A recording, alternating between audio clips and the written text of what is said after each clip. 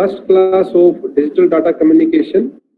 Earlier this paper used to be in the CSC second year, and now in the new scheme it is in the 5th semester, that is 3rd year. So we will start with the syllabus, and briefly I will discuss all 4 units. What we will learn in each unit I will be discussing. Unit 1 is dedicated to the introductory part related to the communication system. Our first topic will be the basic constituents of a communication system, that what it should have to properly send a message in desired data form.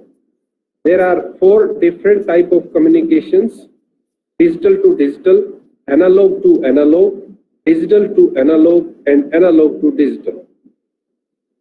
So every communication system requires a modulation. This modulation is of various types.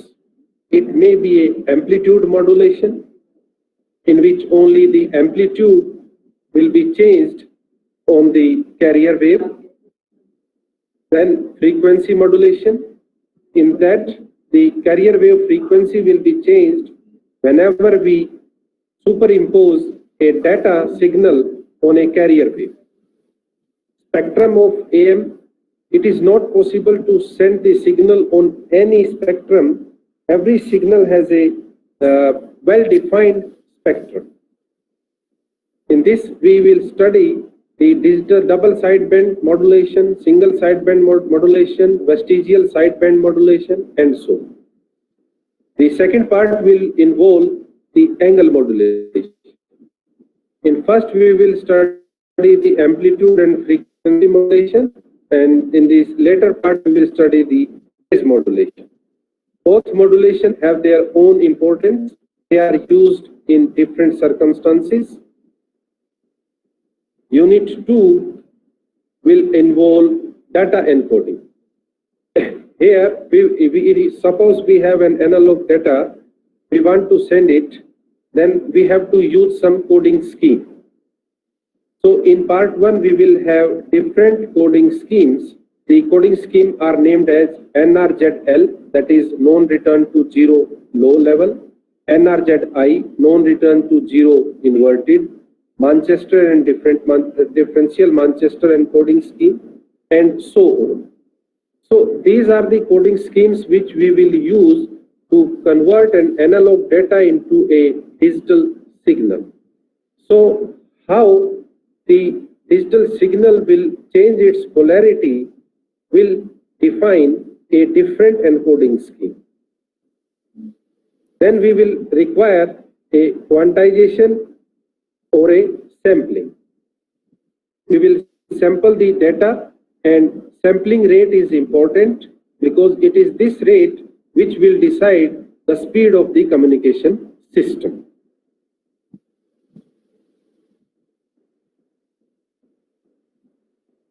Unit 3 will involve the errors present in the digital data communication. It is not always possible to send data in digital form without an error. So if an error exists, then the information sent is wrong information or altered or information. But what we want is the 100% accuracy in sending the information. So to send an information 100% correct, we need to know what are the possible sources of error and how to detect them, and further how to correct them. So in Unit 3, we will learn the various types of errors present in the digital data communication, how to identify them, and how to correct them.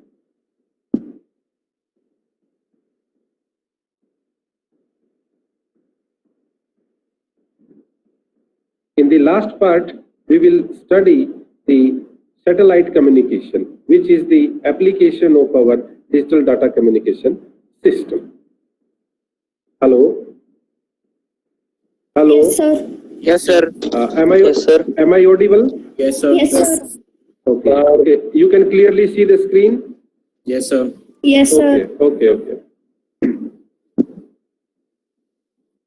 And what will be the suggested reference books for this paper? This paper, first 2 units will be covered from the Digital Data Communication and Networking, B.A. Forozen, Tata McGraw-Hill publication. Unit 3 and 4 will be covered from W.H. Stalling, Wireless Communication and Networks, Pearson publication. Or you may find this book as Data and Computer Communication, Prentice Hall of India, Stallings. The reference book's cover page looks like this. The first is Feroz A. Forozen, Data Communications and Networking, 4th edition. Data and Computer Communications, 8th edition, William Stallings.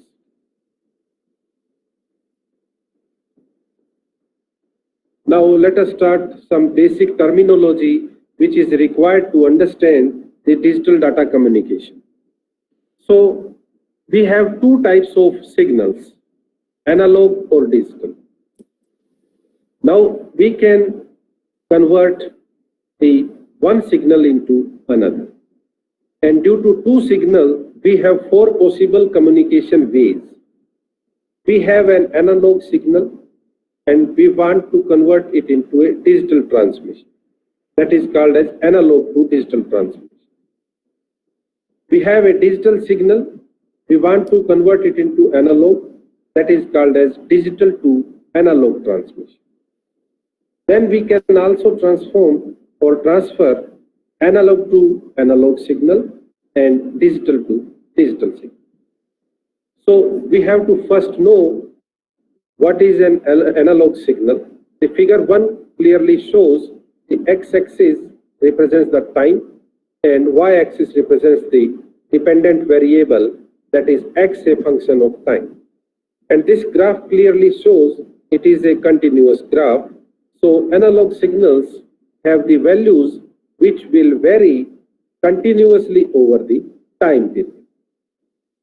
Digital signals is represented by second graph, where again the x-axis is the time, y-axis is the dependent variable, x a function of time. Here, this second graph is a bit different from the first graph, showing that the values are limited to a finite set but continuous. The third is the digital binary signal. Here, the x-axis is again represented by the time, y-axis dependent variable x, a function of time. Here, zeros and ones are nothing but our binary signal. You have learned in your second year in digital electronics that we can convert any data into digital form, and you know we can write the 0, 1, 2, 3, 4, 5, 6, 7, 8, 9, the decimal numbers in binary numbers. So how machine will know that a 0 is entered, a 2 is entered, a 8 is entered, 4 is entered, or so. So the machine will learn by converting that number into binary form. And what are these binary forms represented by? These binary forms are represented by the signals. And signals are nothing but your voltage and current signals. Voltage or current levels, in fact, we can say. In the very beginning of digital electronics, you must have studied about what do you mean by a digital signal. A digital signal is a on or off state, a true or false state, up or down state, low or high state. A 0 to 5 volt signal may be called as a low signal, and a signal beyond 5 volt to 10 volt may be called as a high signal, which represents a 1. So what I mean to say here, this third graph is very, very much important because it is this graph on which our whole of the digital data communication is based upon. What we want some analog signal to be transferred to a receiving station via some medium. And this medium will carry the information from the generation center to the receiving center. So in between, what is happening? In between, the data communication is happening. And what is this data communication? We enter some amount of data in form of analog or digital. So that data has to be transferred. That data has to be transferred using some physical layers or in unphysical layers. We will talk about this later on. What are the different topologies or what are the different mediums in which data can be communicated. So the most important point is that we must know that data which is analog has to be converted into digital or digitized data. Digitized data is nothing but a sequence of zeros and ones, and how these sequence of zeros and ones are identified at the receiver end. These are identified as the voltage levels. We represent 0 by a low voltage and 1 by a high voltage. Say 0 to 5 volt, we represents a low voltage, and 0 to 5 volt signal will represent a 0. And 10 to 15 volt, let us say we represent it by a high voltage. So a binary 1 or bit 1 will be represented by a voltage signal which have voltage between 10 to 15 volt. So in short, we can say it is these voltage levels or current levels that defines the digital data. So in digital data or binary signals, we have at most two values. These are used to represent the bit values. So these voltage levels are used to represent a 0 bit or a 1 bit, or we can say a low bit or a high bit. Bit time it is represented by capital T. In third figure, you can clearly see on the screen, it is highlighted by red color, and it represents the time to represent a 1 bit. Data rate is written as capital R, which is equal to 1 by capital T. T is the time required to send single bit, and data rate is inversely proportional to time required to send a single bit. So here we can clearly see the data rate is inversely proportional to the time required by a single bit. If the time required by a single bit is very large, then the data rate will be very, very small. But we do not want this. We want a high rate, a high data rate, a high data transmission rate. So for this, we have to have this capital T to be very, very small. If the time required to send a single bit is extremely small or small as possible, then we will have data rate highest possible. So our purpose is to achieve highest data rate with minimum time required to send a single bit. Few more terms which are introductory terms useful in understanding the digital data communication techniques. Sampling. If the message is analog, this has to be converted into discrete form, and this conversion of a analog data into discrete form is called as a sampling, and this sampling speed should be, or sampling rate should be high. Next term is the quantization. Quantization is in the form of amplitude, and the data will be in the form of discrete data and time or in amplitude. Next term is the encoder. Encoder is a device which will convert the message signal from one signal type to another signal type.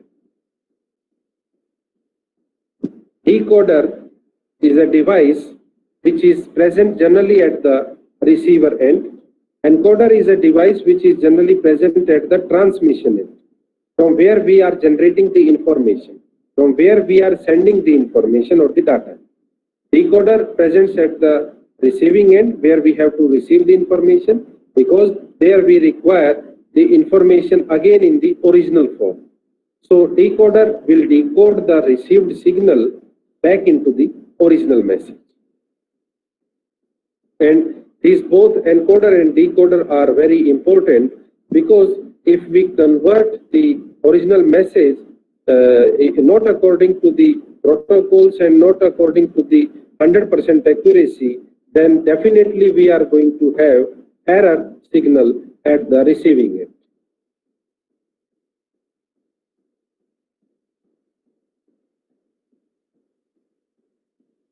Now, what are the various types of medium which are required to communicate between the transmitting station and the receiving station of the data?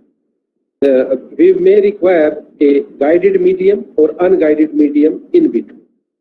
Guided medium are the medium in which we will guide the data to go from the transmission center to the receiving center through the help of twisted pair cables, coaxial cables, optical fiber, or so.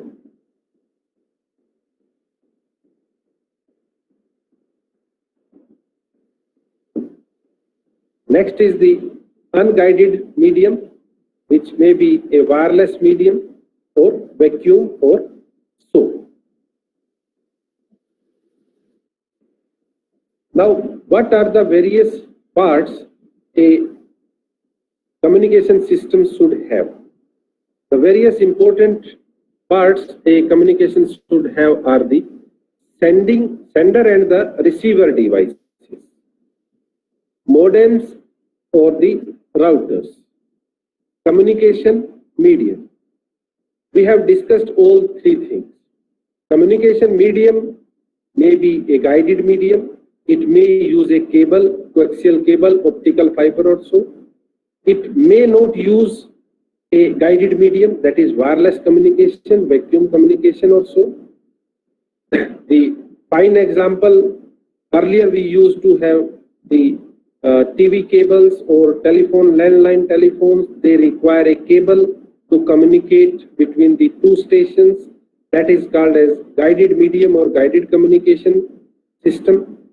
Now presently we use the wireless mobiles, wireless mobiles or so they do not require any guided medium. The electromagnetic radiations are present in the atmosphere and they are used to carry the voice message, the voice call, the video call or so. Modems or the routers are the devices which are having the encoders and the decoders. Senders and receiver devices we will discuss in the coming slides. Now, few more terms which are useful for DDC, digital data communication. Direct link. It means there is no intermediate device between the host and the receiver, the transmitting station or the receiving station. Point-to-point contact. There is a direct link between the two devices which share the link. Multi-point, more than two devices can share the link. Now, how we share the information or send the information, there are three types. Simplex communication, it is one directional communication only. That is TV broadcasting. So it is common that whenever we switch on a TV, the signal will be received and the corresponding TV channel will start broadcasting its information. So that information is one-sided. Whatever they send, whatever they say, we cannot alter that information. We cannot communicate in between. Half duplex. Half duplex is both way communication is possible. So, but at one time, the only one channel will be open, the second channel will be off. So half duplex is either direction communication, but only one way at a time. The example is the police station wireless or VT signal. Full duplex, the communication is both ways possible, both direction at the same time. The telephone or so, and the Google Meet which we are now conducting is also a full duplex, because you can also speak and I am presently speaking and delivering the lecture. So this is a full duplex, the communication. Some more terms, time domain concepts. Analog signal varies in a smooth way over the time. The amplitude, frequency or so varies continuously over the time. Digital signal maintains a constant level, then changes to periodic signal. Periodic signal have a particular pattern. They are repeated over time, and you are well aware that sine function, cosine function, and the different trigonometric functions are periodic in nature. A periodic signal pattern is not repeated over the time.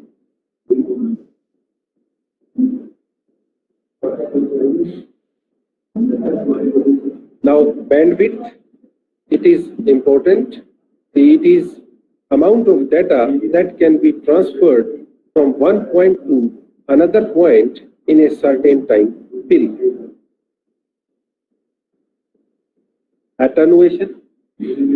Generally, the transferred signal is attenuated because during communication, the power loss is there.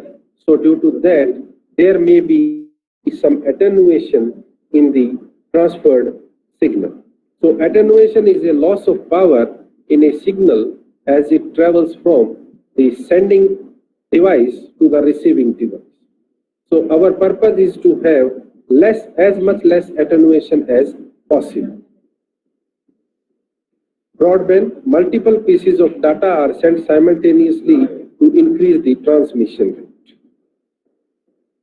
Narrowband, it is the band where a limited maximum range of signal is fixed, that is some 50 Mbps or so. So limited amount of information can be transferred, but in broadband a huge amount of information can be transferred.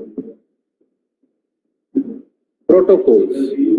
Protocols are generally the rules that are govern data communication, error detection, the message length, and the transmission speed.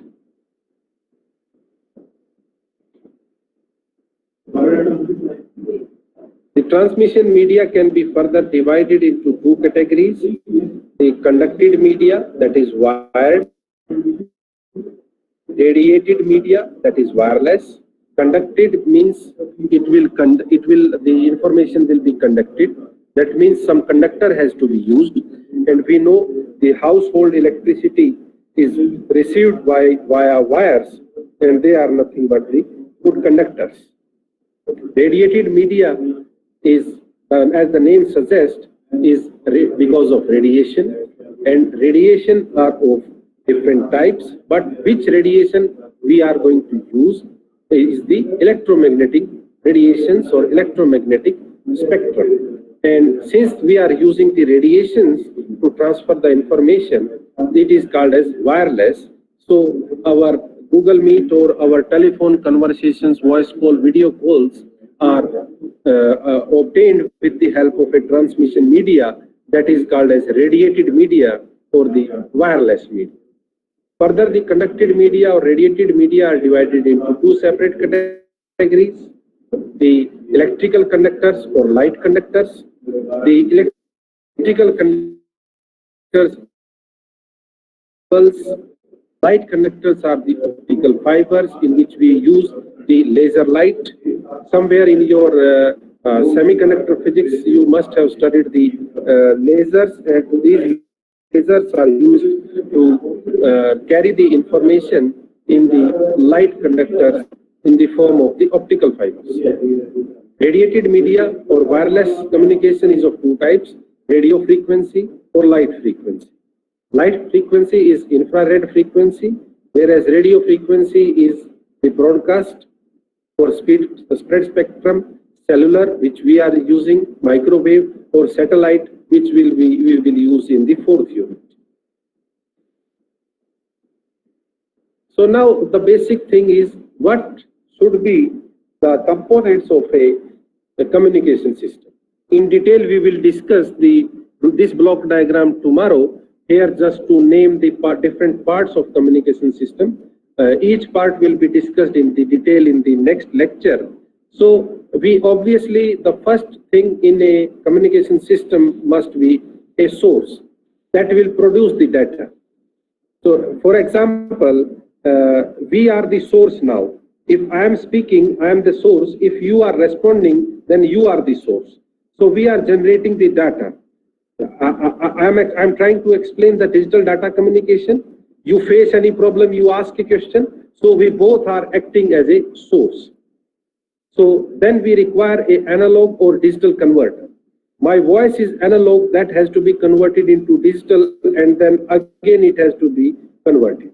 So this voice will be converted by using an encoder, then a modulator, and then we have a arrow showing on the screen, and this arrow is nothing but the communication medium. This communication medium between me and you may be a conducted media if we are using a LAN connection, wired internet connection, or it may be a open media, that is radiated media or wireless communication, as we are using now. So after the modulator what modulator will do? Modulator will have a carrier frequency. The encoded information will be transferred onto the carrier information, and that carrier will now transfer the information through a guided medium or an unguided medium, through a conducting medium or through a radiated medium. So at present we are using the radiated medium. So then this information will be given to a channel or the point where the information has to be again transferred into original message. So that original message is the place where you are now listening. So where you are now listening, there must be some demodulator that will separate the carrier frequency and the original message. The original message then will go into the detector. Detector is important because here the clock is there to exactly transfer the information or the original message. So this original message will now pass through the decoder. Decoder will convert the information into original message. That original message will again pass through the digital or analog converter. So the information is again converted into the desired format, and then in the end we will have a user. So this end user are you yourself, who is at presently listening this digital data communication lecture number 1. So from my side, today is over, and in detail we will discuss the digital data communication system parts. The last slide